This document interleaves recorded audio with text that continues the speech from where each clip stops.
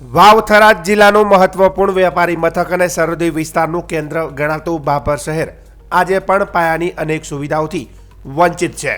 ભાભર તેમજ આજુબાજુના સેંકડો ગામોના સર્વાંગી વિકાસ માટે અત્યંત જરૂરી એવા નવા એસટી ડેપો અને જીઆઈડીસી એટલે કે ઔદ્યોગિક વસાહતની સ્થાપના ક્યારે થશે તેવો સવાલ હવે સ્થાનિક જનતા, વેપારીઓ અને સામાજિક આગેવાનો દ્વારા ઉગ્ર સ્તરે ઉઠાવવામાં આવી રહ્યો છે. ભાભર શહેર થરાદ, રાધનપુર અને સુઈગામ જેવા મહત્વના માર્ગોને જોડતું મુખ્ય જંકશન છે.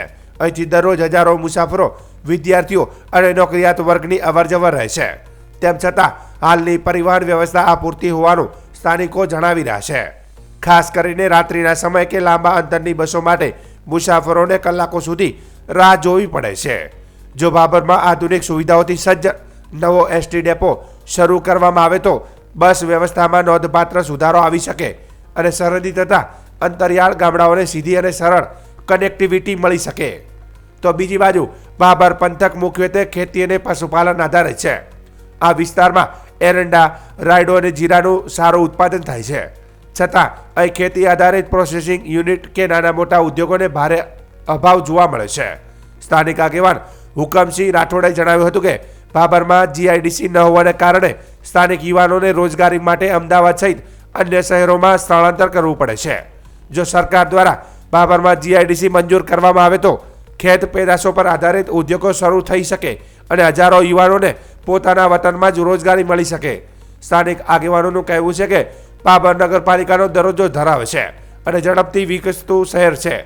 તેમ છતાં સરકારી તંત્ર દ્વારા તેની સતત ઉપેક્ષા થઈ રહી છે. અનેકવાર રજૂઆતોને માગણીઓ કરવા છતાં એસટી ડેપો અને જીઆઈડીસી જેવા મુદ્દાઓ આજે પણ ફાઇલોમાં સીમિત છે. ભાભરની જનતાની એક જ માંગ છે કે વિકસિત ગુજરાતના મિશનમાં ભાભરને પણ સમાન સ્થાન આપવામાં આવે અને તાત્કાલિક ધોરણે આધુનિક એસટી બસ ડેપો તથા ઔદ્યોગિક વસાહતની ભેટ આપવામાં આવે, જેથી સરહદી વિસ્તારના આ મહત્વના શહેરનો સાચો વિકાસ શક્ય થશે. એક પહેલો તો નાનું ઉદાહરણ આપવું છે, મારે ધ્યાનથી વાપરજો.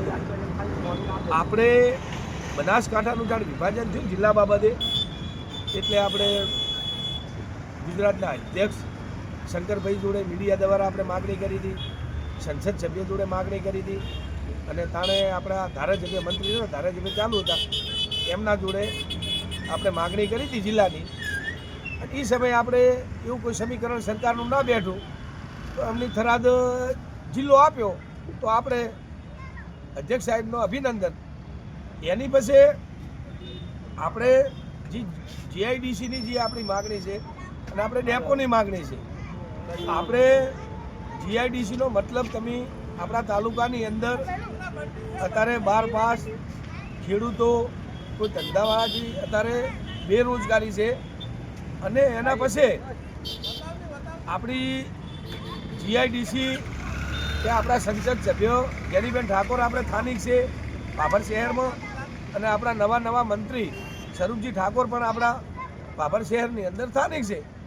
તો અધ્યક્ષ સાહેબને અને સ્વરૂપજીને અને સંસદ સભ્યને મારી એક માગણી અને આગેવાન તરીકે મારી રજૂઆત છે કે તમે આપણે એક અમને મોટો ડેપો અપાવરાવો અને જીઆઈડીસી તમે અપાવશો તો એનું એક કારણ બતાવું કે અત્યારે 12 પાસ અત્યારે અને બેરોજગારી અત્યારે યુવાનો છે.